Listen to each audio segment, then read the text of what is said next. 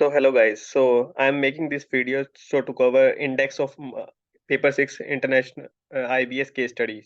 So अब इसमें case study हम कैसे यूज करेंगे इस इंडेक्स को, जैसे अभी ये जो एग्जाम क्वेश्चन है केस स्टडी डाइजेस्ट या जो आईसीए ने इशू किए थे पहले पेपर नंबर 6F के लिए, तो ये उसका इंडेक्स है। इसमें मैंने कैसे बना रखे हैं यहाँ पे कि like firstly subject will be covered कि whether which subject question was there, FR audit, FR plus audit and law, DT, SEMP, AFM, whatever the case may be. Then there's subtopic. The subtopic is still empty because this was earlier case studies. So we have to check on what really actually amendment was, or we have to do amendments also. कि अगर इसके अंदर हमने कुछ changes करने हैं तो मैं वो एक बार मेरे को वो प्रॉपरली देखने पड़ेंगे, तभी मैंने इसके अंदर अभी सब टॉपिक्स पूरे डिटेल के अंदर नहीं डाले। जैसे जो मेरे को क्लियरली आइडेंटिफाई हो रहा था मैंने वो इसमें इंट्रोड्यूस कर दिया। जैसे कारो जनरल अगर है, जैसे प्रेजेंटेशन से रिलेटेड, ऑडिट से रिलेटेड है, रूल 11 से है, जैसे ऑडिट रिपोर्ट के अंदर हो गया, तो वो मैंने पर्टिकुलर मेंशन कर दिए, बट डिटेल अभी मैं मेंशन कर दूंगा। एंड नेक्स्ट ऑन चैप्टर हो गया। चैप्टर जैसे अगर हम इंडेक्स अभी बात करेंगे, जब हम कोई मटेरियल लेके जाएंगे तो अगर आईसीए का मटेरियल लेके जा रहे हैं तो कौन से चैप्टर के अंदर, या चैप्टर नेम में यहाँ पे इंट्रोड्यूस कर दूंगा, यहाँ पे मेंशन कर दूंगा वहाँ पे, ताकि अगर हमें चैप्टर की भी रेफरेंस लेनी हो तो प्रोविजन हम वहां से भी देख सकते हैं। नेक्स्ट विल बी कि हम कौन से केस स्टडी होंगी, कि कौन सी केस स्टडी है, उसका कौन सा क्वेश्चन नंबर है। जैसे पहले पुरानी केस स्टडीज में 15 MCQs होते थे एंड 3 to 5 MCQ क्वेश्चन होते थे, डिस्क्रिप्टिव क्वेश्चंस। जैसे अब इसके लिए मैंने मार्क भी कर रखा है, M for MCQs and D for descriptive. Next is type, because अभी ये खाली एग्जाम की है। Next one is relating to MTP1, कि ये जैसे MTP के है। तो अभी मेरा नेक्स्ट, अभी मैं बताता हूँ मैंने ये क्यों यहाँ पे ब्रेकअप कर रखा है। नेक्स्ट इज अटेम्प्ट, किस अटेम्प्ट की थी, एंड क्वेश्चन स्टार्ट्स विद, जो जैसे MCQ की स्टार्टिंग किससे होती है। बिकॉज अभी इसमें जो स्टार्टिंग November 22 तक है, मेजरली उनमें अमेंडमेंट्स हमें करनी पड़ेगी, या एक बार रीड करना पड़ेगा कि कोई अमेंडमेंट रिक्वायर्ड तो नहीं है। बिकॉज अर्लियर क्वेश्चन में अमेंडमेंट रिक्वायर्ड होंगी। ये जैसे यहाँ पे नहीं लिख रखा, तो ये मतलब नहीं है अमेंडमेंट रिक्वायर्ड नहीं, बिकॉज एक बार सारी केस स्टडीज को सॉल्व करना और उसके अमेंडमेंट पॉइंट ऑफ व्यू से हर सब्जेक्ट्स के लिए चेक ऑन करना एक मैंडेटरी होगा, ताकि प्रॉपर केस स्टडी एंड उसके आंसर्स प्रॉपरली शेयर हो उसके स्टूडेंट्स को। तो इसके लिए अभी जैसे अभी मैंने बताया था ना कि एग्जाम और इसको क्यों ब्रेक कर रखा है अभी राइट नाउ, बिकॉज अभी हम यहाँ पे अमेंडमेंट्स भी चेक रहे हैं, ताकि अगर किसी वर्ड में अगर कुछ रिक्वायरमेंट चेंजेस होंगे तो हम वो भी कर देंगे वहाँ पे। बट जैसे अगर हम स्टिल इस पे बात करें कि जैसे इसमें मेरा भी आगे मेन क्या रहेगा, कि सबसे पहले जो सब्जेक्ट्स वाइज इंडेक्स थे ना, जैसे अभी यहाँ पे FR के हैं, ये भी तो खाली अलग अलग इंडिविजुअल के है। तो क्या होगा कि पहले तो ये दो दो इंडेक्स हैं, एग्जाम और MTP के, ये मर्ज हो जाएंगे। मर्ज होने के बाद ये सिंगल हो जाएंगे सब्जेक्ट वाइज, कि सबसे पहले सब्जेक्ट की कोडिंग होगी, कि सबसे पहले FR, then AFM will be there, then audit, then DT, then IDT, and then posting and law. इस सीक्वेंस के अंदर क्वेश्चन वो रहेंगे कि सब्जेक्ट वाइज अगर हम जैसे इंडेक्स रेफर करना होगा वो कैसे करेंगे, कि सबसे पहले जो फर्स्ट शीट पे होगा वो FR के रिलेटेड होगा, देन उसका सब टॉपिक, देन फिर आगे सेम सीक्वेंस के अंदर रहेगा।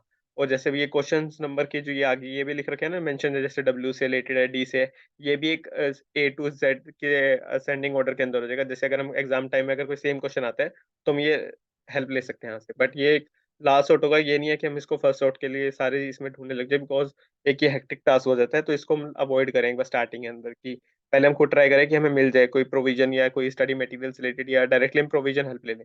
लेकिन अगर हमें कोई लगता है कि ज्यादा ट्रिकी क्वेश्चन है तो हम यहाँ से फिर भी एक जल्दी से हेल्प ले सकते हैं, और इसको कोशिश करना लास्ट में यूज करने की इंडेक्स को, ये नहीं है बिल्कुल स्टार्टिंग से यूज करने लग जाना। एक बार अपने पहले मेन मटेरियल से सर्च करना है, देखना कि कौन सा प्रोविजन है। अब इसके लिए भी हमें कैसे रेफर करना है इस इंडेक्स को भी, कि जैसे अगर हम कोई भी अगर जैसे क्वेश्चन देखते हैं, जैसे ये हमारा अदर रिमेनिंग केस स्टडीज का है। अब इसके अंदर let's move on to question number 1। जैसे अब ये यहाँ पे हम क्या बात करेंगे कि non disclosure of EPS related है। अब ये EPS, अब ये किससे रिलेटेड पूछ सकता है, ऑडिट और FR में हो सकता है, या AFM में। लेकिन अगर हम नीचे MCQ देखेंगे या ऑडिट से रिलेटेड पूछ रहे हैं, तो हम इसमें क्या कर सकते हैं, जो हमारा जो इंडेक्स था वहाँ पे, अभी तो ये वैसे स्टार्टिंग के अंदर होगा क्वेश्चन, दिस वन, MTP1 की नॉन डिस्क्लोजर ऑफ EPS, और ये हमारा ऑडिट से रिलेटेड है अभी यहाँ पे पर्टिकुलर, बिकॉज सेक्शन की रेफरेंस और ऑडिट रिपोर्टिंग के पॉइंट ऑफ व्यू से पूछ रखा था। तो हम क्या देखेंगे कि हमारा सब्जेक्ट हमें आइडेंटिफाई हो गया ऑडिट। नेक्स्ट हम यहाँ पे जैसा अभी जनरल रिपोर्टिंग से रिलेटेड है, तो यहाँ पे सब टॉपिक रिपोर्टिंग, देन वो देखना है कि अभी MCQ में था, डिस्क्रिप्टिव में था। MCQ है तो M से हम जल्दी आइडेंटिफाई कर सकते हैं। अब हमें ये देखना है कि फिर अभी तो यहाँ पे ये सीक्वेंस अभी मैंने इनिशियल पिक किया था, अब ये से आगे ऊपर नीचे इसका सीक्वेंस कहीं भी हो सकता है। तो इसको हमें कैसे आइडेंटिफाई करना है, कि सबसे पहले हम ऑटो सब्जेक्ट के अंदर जाएंगे, ऑडिट रिपोर्टिंग सर्च कर लिया, देन हम देखेंगे कि क्वेश्चन नंबर क्या लिख रखा है, नॉन डिस्क्लोजर किससे रिलेटेड है, क्वेश्चन वाले उसमें जाएंगे जल्दी से। हम देखेंगे कि EPS वर्ड, ऐसा वर्ड देखना जो कॉमन हो, ये जैसे इन रिस्पेक्ट ऑफ ऐसे वर्ड्स मत देखना। मेन देखना कि वो क्वेश्चन किस रिस्पेक्ट से पूछ रहा है, EPS, गवर्नमेंट ग्रांट, मतलब रिपोर्टिंग, मतलब किस एंगल से पूछ रहे हैं, sales, revenue, whatever the case में भी, तो उस रिस्पेक्टिव क्वेश्चन से आइडेंटिफाई करके देखना, फिर देन देखना कि कौन सा ईयर है, कौन सा एमटीपी है या एग्जाम क्वेश्चन है, उसके रिस्पेक्टिव में जाके फिर क्या करना है वापस, जैसे अब हम आएंगे वापस अपने जो हमारा ये था ना other remaining case study file, इसके अब हम आएंगे स्टार्टिंग इंडेक्स वाले पेज पे। ये रहा। अब हमने आइडेंटिफाई कर लिया कि मई की स्टडी हमारी अगस्त 18 की है, तो हम इसके जल्दी से क्वेश्चन नंबर 12 पे आ जाएंगे, पेज नंबर 12, और रिस्पेक्टिव क्वेश्चन पे हम जल्दी से जंप ऑन कर लेंगे। वहां से हम उसका आंसर देख के हम जल्दी से अपना आंसर गेट ऑन कर सकते हैं। तो ये मेरा एक वो रहेगा, और जैसे इसके अमेंडमेंट्स होंगे उसकी भी मैं वो पीडीएफ अभी by the mid of March provide कर दूंगा। और इसके लिए मैं ये वीडियो भी इसलिए बना रहा हूँ ताकि अगर किसी को कुछ चेंजेस या कुछ सजेशन प्रोवाइड करने हो तो इसमें बता दे, ताकि मैं अभी इसमें इंट्रोड्यूस करके विद इन अ डे और टू और within this week I will provide the same, because the major work on this index has been properly done from our side, just that कि सब topics होंगे उसमें थोड़ा time लग सकता है, बिकॉज हमें एक एक स्टडी सॉल्व करना, देन उसके बेसिस हम उसको इंट्रोड्यूस करेंगे जैसे प्रॉपरली, जैसे बिकॉज अर्लियर केस स्टडी जैसे एग्जाम रिलेटेड जो बहुत इंपॉर्टेंट थी उसकी भी एक लिस्ट मैं शेयर कर दूंगा यहाँ पे, जैसे अब एग्जाम वाली थी, इनके अंदर जैसे पुराने जो क्वेश्चन थे वो एएस रिलेटेड क्वेश्चन थे वहाँ पे, तो हमें उसको रिस्पेक्टिव वहाँ पे हमें चेंजेस रिक्वायर्ड होंगे, तो उस पर थोड़ा वर्क ऑन करना पड़ेगा कि उसको इंडेक्स के अकॉर्डिंग अमेंड करना, या लॉ के प्रोविजन, ऑडिट के प्रोविजन अगर कोई पुराने लॉ के बेस पे थे तो उसको अमेंड करना। तो that's will be our main objective. और अभी मोटिव हमारा इसका रहेगा, अगर किसी को चेंजेस हो तो कमेंट्स में या कुछ में प्रोवाइड कर सकते हैं डायरेक्टली मैसेज करके भी। So thanks all for watching this.